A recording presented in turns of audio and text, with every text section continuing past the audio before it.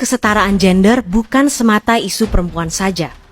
Perserikatan Bangsa-Bangsa menyebut kesetaraan perempuan di dunia masih tertinggal jauh meski sudah masuk salah satu dari 17 butir tujuan pembangunan berkelanjutan yang berakhir pada 2030 mendatang. Dalam setiap denyut kehidupan masyarakat, pembangunan selalu menjadi harapan untuk masa depan yang lebih baik.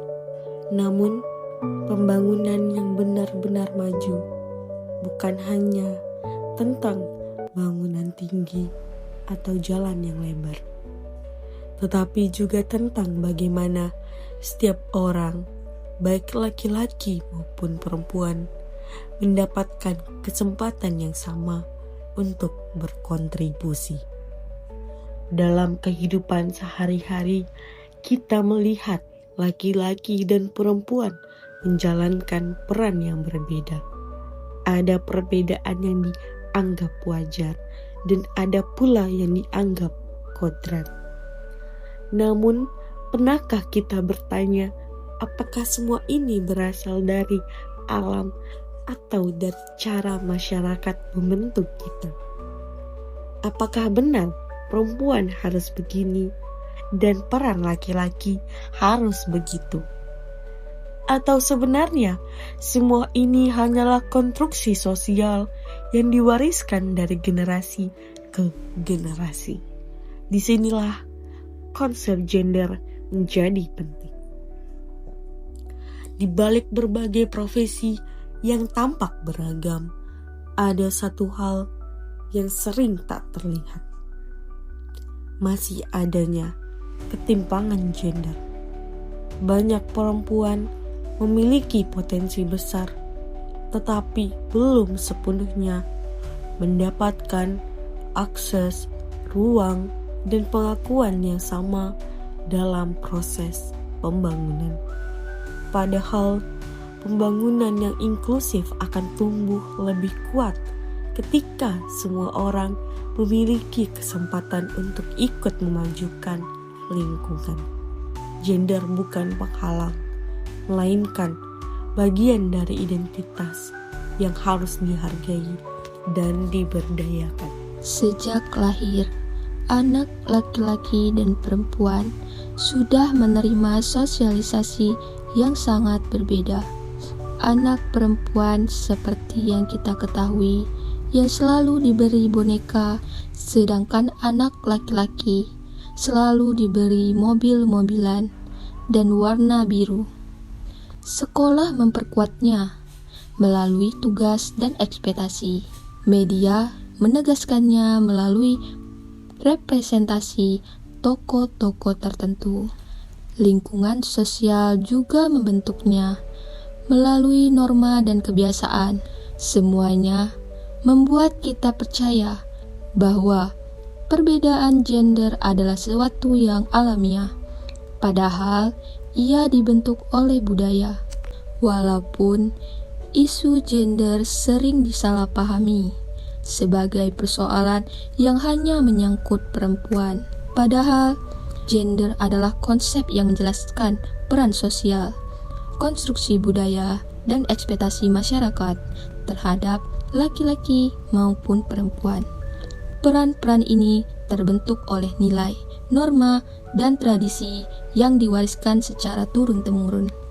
Gender adalah peran, sifat, dan tanggung jawab yang dibangun oleh masyarakat untuk laki-laki dan perempuan. Berbeda dengan seks yang bersifat biologis dan tidak berubah, gender dapat berubah sesuai budaya, ruang, dan waktu. Karena itu, ketidakadilan gender bukan berasal dari kodrat, melainkan dari cara masyarakat membentuk aturan dan harapan.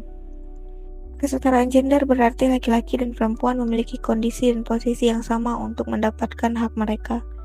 Sementara keadilan gender adalah perlakuan adil terhadap kedua jenis kelamin sesuai dengan kebutuhan mereka, sehingga pemberian hak dan kesempatan disesuaikan agar terciptanya keseimbangan. Namun kenyataannya masih banyak kesenjangan gender yang terjadi dalam berbagai aspek kehidupan. Misalnya dalam pendidikan, pekerjaan, akses atas sumber daya, dan pengambilan keputusan. Berbicara tentang pembangunan, Seringkali pikiran kita langsung tertuju pada hal-hal yang bersifat fisik, jalan yang diperbaiki, gedung baru yang dibangun, atau teknologi yang semakin maju. Namun, jauh di balik semua itu, ada satu aspek mendasar yang menentukan keberhasilan pembangunan suatu bangsa, yaitu bagaimana perempuan dan laki-laki diberi ruang yang sama untuk berkembang. Sebab pembangunan bukan hanya tentang membangun wilayah, tetapi juga membangun manusia. Dan manusia, baik perempuan maupun laki-laki, memiliki hak, potensi, serta kesempatan yang harus dijamin secara setara. Ketika peran gender dibuat tidak seimbang, muncullah ketidakadilan gender, marginalisasi, tersingkirnya kelompok tertentu dari akses ekonomi dan pendidikan, subordinasi ketika perempuan dipandang kurang penting dalam pengambilan keputusan, stereotip, pelabelan negatif seperti perempuan itu emosional atau laki-laki harus kuat, dan juga kekerasan, baik fisik, psikis, maupun simbolik yang muncul karena ketimpangan relasi kuasa. Semua bentuk ketidakadilan ini membatasi kesempatan perempuan dan laki-laki untuk berkembang. Ketika perempuan diberi akses pendidikan, ruang kerja yang adil, dan kesempatan untuk memimpin, efek positifnya pasti akan meluas. Ekonomi bisa meningkat, kualitas keluarga membaik, dan masyarakat menjadi lebih harmonis. Begitu pula ketika laki-laki didorong untuk terlibat dalam isu-isu sosial, pendidikan anak, hingga peran domestik, maka kehidupan akan menjadi lebih seimbang. Dalam pembangunan, isu gender tidak bisa diabaikan. Pembangunan bukan hanya tentang pembangunan jalan, gedung, atau jembatan, melainkan pembangunan ialah tentang membangun manusia. Ketika perempuan tidak mendapatkan akses setara dalam berpendidikan, kesehatan, maupun ekonomi, maka pembangunan tidak akan berjalan secara optimal. Tanpa integrasi gender, pembangunan justru dapat memperkuat ketimpangan yang sudah ada. Pembangunan yang responsif gender adalah pembangunan yang memastikan semua orang, laki-laki maupun perempuan, mendapatkan manfaat yang sama. Pembangunan yang berkeadilan gender bukan hanya program pemerintah, melainkan ia adalah perjalanan kolektif. Dimulai dari sikap sederhana, saling mendukung, menghargai perbedaan, dan membuka ruang dialog. Karena pada akhirnya tujuan pembangunan adalah menciptakan masyarakat yang maju, aman, dan sejahtera, tanpa ada satupun yang tertinggal, hanya karena identitas gender. Sepanjang sejarah, beberapa pendekatan digunakan untuk memasukkan isu gender dalam pembangunan. Pendekatan kesejahteraan memandang perempuan sebagai penerima manfaat pasif. Pendekatan persamaan mengakui kontribusi perempuan dalam kegiatan produktif dan reproduktif. Pendekatan anti kemiskinan fokus pada ketimpangan pendapatan. Pendekatan efisiensi menganggap perempuan sebagai motor pembangunan agar program berjalan efektif. Pendekatan pemberdayaan adalah pendekatan paling progresif.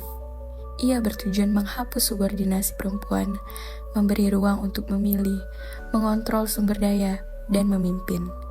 Dalam pendekatan ini, perempuan tidak lagi dianggap objek pembangunan, tetapi subjek utama pembuat perubahan. Dalam konteks pembangunan, ketimpangan gender memiliki dampak besar dan berlapis. Karena itu, pembangunan yang responsif gender menjadi kebutuhan yang tidak bisa ditunda. Pemerintah, organisasi, masyarakat, hingga institusi global menekankan pentingnya menempatkan kesejahteraan gender sebagai salah satu pilar pembangunan. Kesetaraan gender bukan tentang siapa yang lebih unggul. Kesetaraan gender adalah tentang memberi kesempatan yang sama untuk tumbuh, berkembang, dan berkontribusi bagi pembangunan. Ketika perempuan diberdayakan, masyarakat menjadi lebih kuat. Ketika laki-laki membebaskan diri dari stereotipe yang membatasi, mereka lebih bebas menentukan masa depan. Pembangunan yang adil adalah pembangunan yang tidak meninggalkan siapapun.